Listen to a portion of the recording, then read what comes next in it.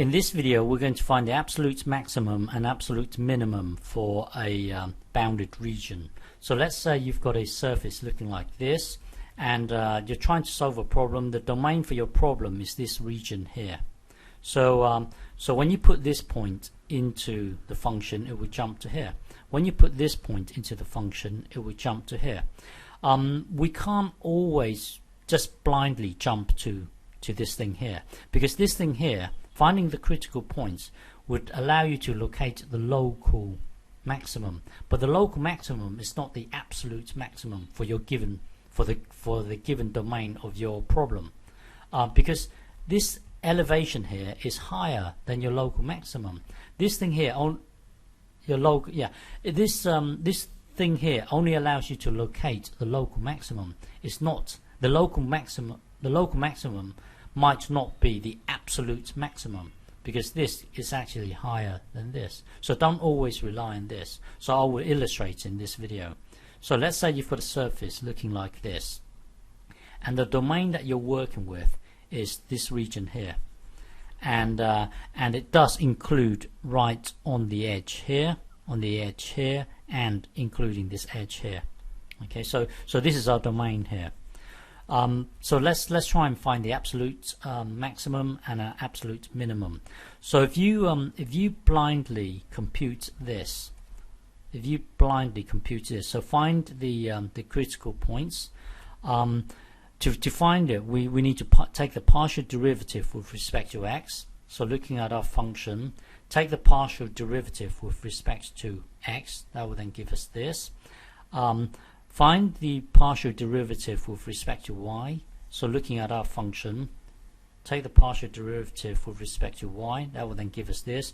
Now we need to demand that this equals 0 and this equals 0.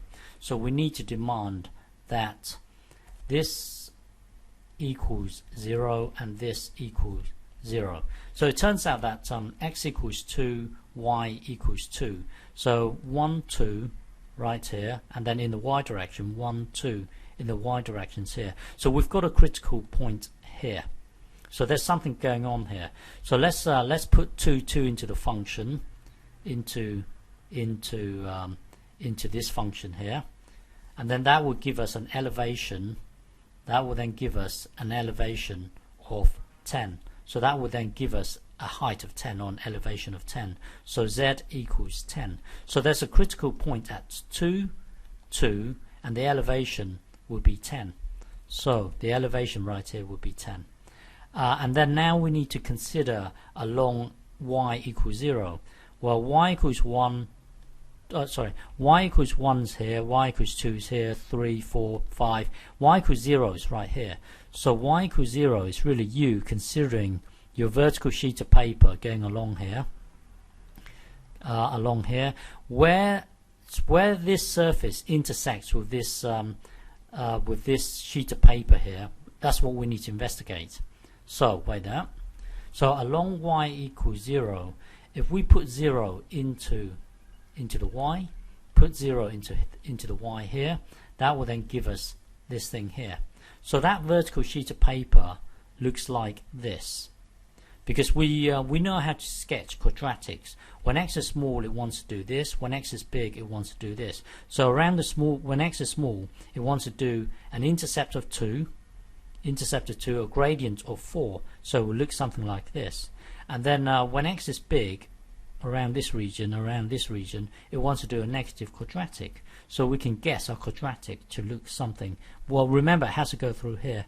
So we can guess our quadratic to look something like this. So you can see there's a high point here. We need to investigate this high point. So we need to investigate the high point. So differentiate it. So find f prime. That will then give us this thing here. Find out when at the highest point here the gradient will be 0. So set this thing here to be 0. So that would be 0 equals 4 minus, and then add. So x equals 2. X equals 2. So x equals 2 here. Put it into our function, and then it would. If you put x equals 2 into our function, it will jump to a height of 6. It will jump to a height of 6. So we know so far. Hang on. we know so far that this point here has an elevation of 10. At x equals 0, so imagine you're standing here looking straight ahead. So that's what this sheet of paper looks like here. So you are standing right here looking straight ahead. So this will be your right hand, this will be your left hand. So this will be your right hand, this will be your left hand. You're looking at it straight ahead. Well, anyway, we know that at x equals 0, the height is 2. So yeah, the height is 2.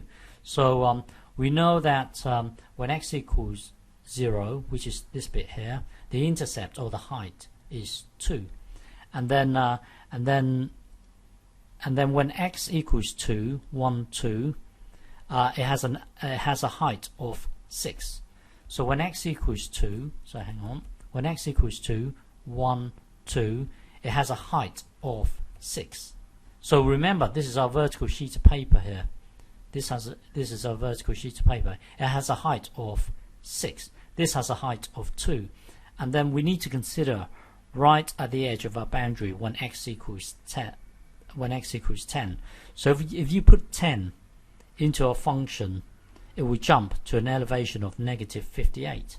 So if you put if you put 10, so 1, 2, 3, 4, so if you put 10 into a function, it will jump to an elevation of negative 58. So imagine extending our vertical sheet of paper here. Remember, hang on, imagine our vertical sheet of paper here. So it's like this. So this is our vertical sheet of paper. When x is 0, the intercept is 2. This has an intercept of 6, and this has an intercept of negative. Sorry, not an intercept. An elevation of negative 58. So that's somewhere down here. So it will look something like this. Our sheet of paper, our sheet of paper will look something like this. Okay, so now we need to consider when x equals 0. So we need to consider when x equals 0. So x equals 1, 2, 3, 4, 5. X equals 0 is along here. So we need to consider the vertical sheet of paper looking like this along the y-axis. So that vertical sheet of paper will look like this. Put 0 into the x, and then it will give us this, and then sketch it. When y is small, it wants to do a straight line, so an intercept of 2, and then a gradient of 4, and then when y is big, around this region here, it wants to do a negative quadratic. So we can guess our graph to look something like this. There's a high point here. We need to investigate this high point. So differentiate it. That will then give us this, and then set this to 0, because here the gradient is 0. So set this thing here to 0. So 0 equals 4 minus 2x, 2y, and then 2y equals 4, y equals 2. So we know that when y equals 2, that's going to be the turning point here. So if you put this into a function, it would jump to an elevation of 6. It would jump to an elevation of 6. And then if you consider right at the end here, put 10 into a function, it would jump to an elevation of negative 58. Negative 58. So now we know some more information. So remember, we are considering this vertical sheet of paper going along the y-axis, and at y equals 0, it has an elevation of 2. At y equals 2, it has an elevation of 6. So at y equals 2, it has an elevation of 6. And then at y equals 10, it has an elevation of negative 58. So remember, our vertical sheet of paper looks something like this. So at y equals 0, it has an intercept of 2. At y equals 2, it has an elevation of 6. At y equals 10, it has an elevation of negative 58. So where the surface intersects with that sheet of paper, it will look something like this. So that's our vertical sheet of paper here. Okay, so now we know the elevation here is 2, elevation here is 6, elevation here is negative so and so, negative 58. So now we need to consider going along this diagonal line. So we need to consider our sheet of paper going along here. We need to investigate where the surface intersects with this vertical sheet of paper. I will continue in the next video.